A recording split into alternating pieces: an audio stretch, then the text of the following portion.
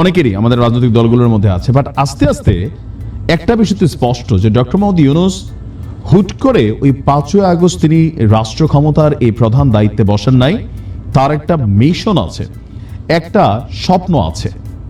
Last 111 সরকারের সময় doctor Mohammad ইউনূসকে তৎকালীন সেনাবাহিনীর পক্ষ থেকে একটা অফার করা হয়েছিল যে আপনি প্রেসিডেন্ট পদপ্রার্থী হয়ে যান, মানে প্রেসিডেন্ট হন আর আমরা দেশ কন্ট্রোল করি। তখন তিনি রাজি হননি।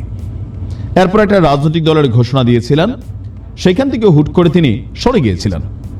আর এবার যখন তিনি রাষ্ট্র ক্ষমতায় বসছেন, আস্তে আস্তে তার সেই পুরনো স্বপ্নগুলো অথবা বাংলাদেশকে নিয়ে তার যে অদূরদর্শী চিন্তা ভাবনা, ভবিষ্যৎ বাংলাদেশ কেমন হবে, এই বাংলাদেশের লিড কে করবে, কাদের হাতে এই বাংলাদেশ নিরাপদ থাকবে, মানে এরকম নানান চিন্তা ভাবনার প্রতিফলন আস্তে আস্তে আমরা দেখতে পাচ্ছি ছাত্রদের যে রাজনৈতিক দল গঠনের ইস্যু, সেই ইস্যুতে অনেকেই বলার চেষ্টা করছেন, বিশেষ করে বিএনপি সহ আরো অনেকেই, যে ছাত্রদের এই রাজনৈতিক দলের উদ্যোক্তা অথবা পেছন থেকে সবচেয়ে বড় সাপোর্টকারী ভূমিকা রাখা ব্যক্তিরা হচ্ছেন ডক্টর মোহাম্মদ ইউনূস।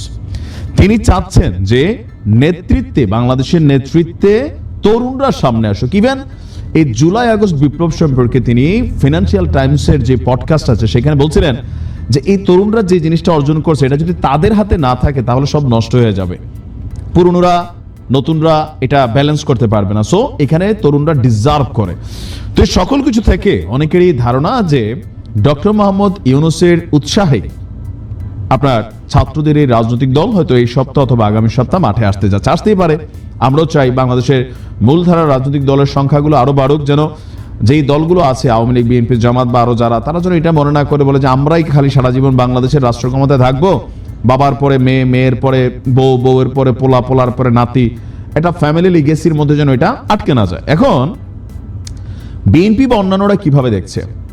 বিএনপি বলছে যে আপনার রাজনৈতিক দল করবেন করেন, তবে সরকারে থাকা পোলাপাইন যদি অথবা সরকারে থাকা কেউ যদি এই রাজনৈতিক দল গঠনের পক্ষে সহযোগিতা করে তাহলে এটা জনগণ মেনে নেবে না। এখন জনগণ, আমি বারবার বলি, মানে জনগণের নাম ব্যবহার করে বিএনপি পন্থী জনগণ মেনে নেবে না, আওয়ামী লীগ পন্থী জনগণ আবার আওয়ামী লীগের ইস্যুতে মেনে নেবে না। এটা আলাদা আলাদা একটা ইস্যু আছে। এখন আজকের উল কবির রিজভী সাহেব, মির্জা ফখরুল ইসলাম সাহেব, জনাব তারেক রহমান সাহেব, তারা কিন্তু এখন ধারাবাহিক বক্তব্য দিচ্ছেন, ছাত্রদের রাজনৈতিক দলকে তারা ওয়েলকাম করছেন। বাট সরকারি পৃষ্ঠপোষকতা হলে সেটা জনগণ মেনে নেবেন। এখন জনগণের মধ্যে বা দলগুলোর মধ্যে কেন এই চিন্তা?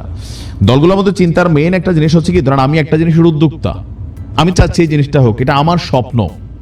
সো আমি এবার যখন রাষ্ট্র ক্ষমতার সর্বোচ্চ জায়গাটায় আসি, আমার অধীনস্থ যারা আছে সরকারি বেসরকারি কর্মচারী কর্মকর্তারা, আমাদের এই দেশে কি হয়, ক্ষমতায় যে থাকে তারা সবাই চাটে, প্রশাসন থেকে শুরু করে রাজনীতিবিদ থেকে শুরু করে বা সবাই, মানে মোটামুটি আমরা সর্বোচ্চ ক্ষমতাশীল ব্যক্তিটারে কিন্তু আমরা মানে এক ধরনের গোলামি বা বশ্যতার মধ্যে আমরা স্বীকার করে নেই।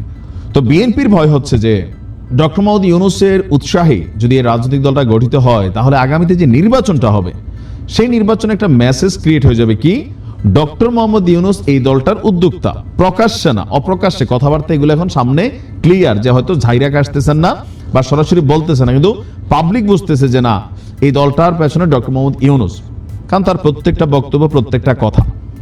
তো সেইখান থেকে নির্বাচন হইলে এই যে সিস্টেম বা নির্বাচন কমিশনকে যারা সহযোগিতা করবেন, রাষ্ট্রের প্রজাতন্ত্রের কর্মচারীরা, তারা কি এটার বাহিরে গিয়া একটা নিরপেক্ষ নির্বাচন দিতে পারবে?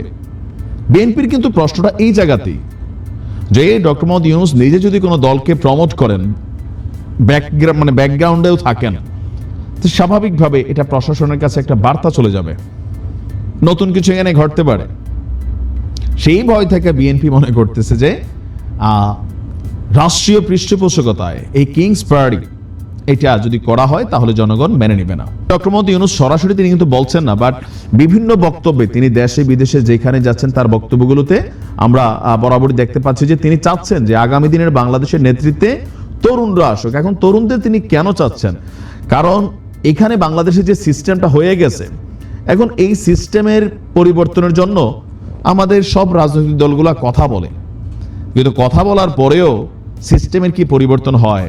এবার আমরা বিএনপিকে একটু ব্যতিক্রম দেখছি। জামাত কখনো রাষ্ট্র ক্ষমতায় এককভাবে আসে নাই, তারাও সুন্দর কথা বলছে, কিন্তু ক্ষমতায় যাওয়ার পরে আসলে এই কথাগুলো থাকবে কিনা, এই রূপটা থাকবে কিনা, এটা নিয়ে মানুষের মধ্যে শঙ্কা।